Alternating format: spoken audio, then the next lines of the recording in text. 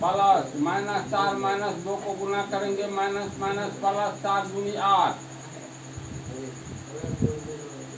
Plus 4 को 7 5 12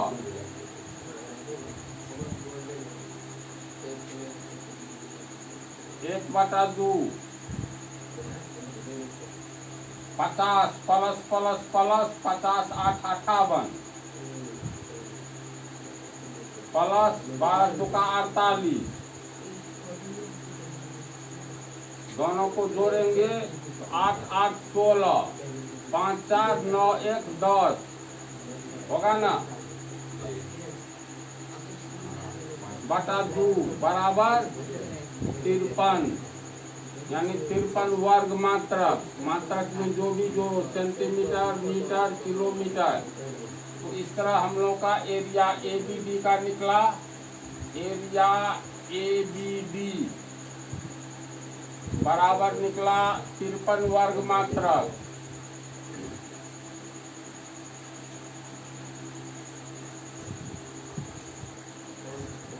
अब इसमें हम लोग एरिया ABD निकाल लिए हैं। अब निकालेंगे एरिया ABD निकाले हैं। अब निकालेंगे एरिया DCB।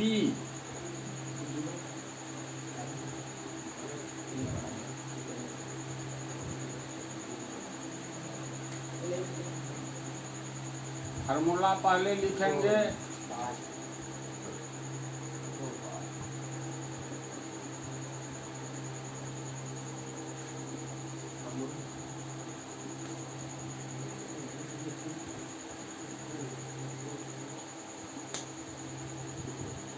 अब ध्यान दो त्रिभुज DCB ऐसे चल रहे हैं तो ये हो गया x1 ये हो गया x2 बिंदु C का नियामक -1 -6 ये हो गया x2 y2 ऊपर वाला हो गया x3 y3 मान बैठाते जाओ 1/2 x1 कितना तो 4 y2 हो गया -6 माइनस y3 का मान हो गया 5 है निजी D का नियामक -5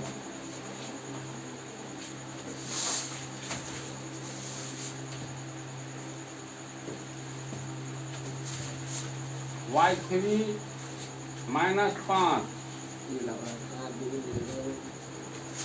यहाँ कोष्ठ हो जाएगा यहाँ हो जाएगा तुमको मध्यम कोष्ठ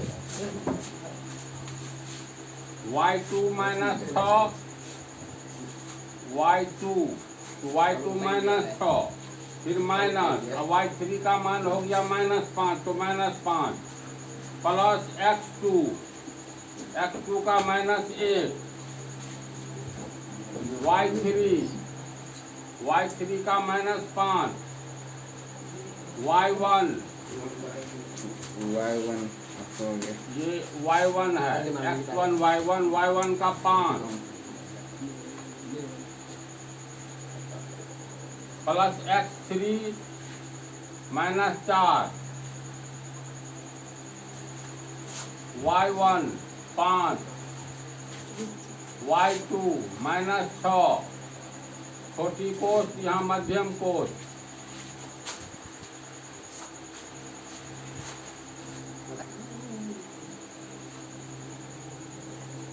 इसमें ये 4 है मध्यम कोष्ठ -6 माइनस प्लस 5 होगा फिर प्लस -1 -5 तो -5 -10 होगा प्लस -4 मध्यम कोष्ठ 5 प्लस 6 फिर ये हो गया 1/2 ये 4 -6 प्लस 5 -1 होगा प्लस -1 और -10 को गुना करेंगे माइनस माइनस प्लस 1 दाइन 10, यानी ये 10 हो गया। फिर ये प्लस -4, 5 6 11, इतना हुआ। इसको हल करेंगे, इतना आया था तो 1/2 प्लस 4 -1 को गुना करेंगे तो -4, ये हुआ +10 प्लस माइनस नहीं प्लस -4 को 11 से गुना करेंगे तो -44। फिर ये हो गया 1/2 -4 और +10 का मतलब 6 और प्लस माइनस माइनस 44। ये 1/2 गुने कितना हो गया 38 -38।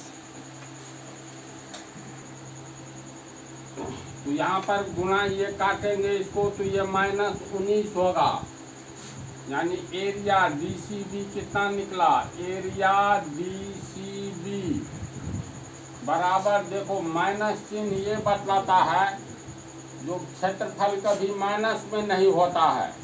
यहाँ माइनस चिन्ह का आना दूसरा महत्व रखता है। दूसरा महत्व का अर्थ हो शून्य नहीं आना चाहिए। माइनस में रिजल्ट आया तो इसको हम लोग प्लस में मान करके चलेंगे। एक हिसाब ऐसा आ चुका है, व्याख्या हम कर चुके हैं। ये -19 के बदला लिखेंगे 19 वर्ग मात्रक।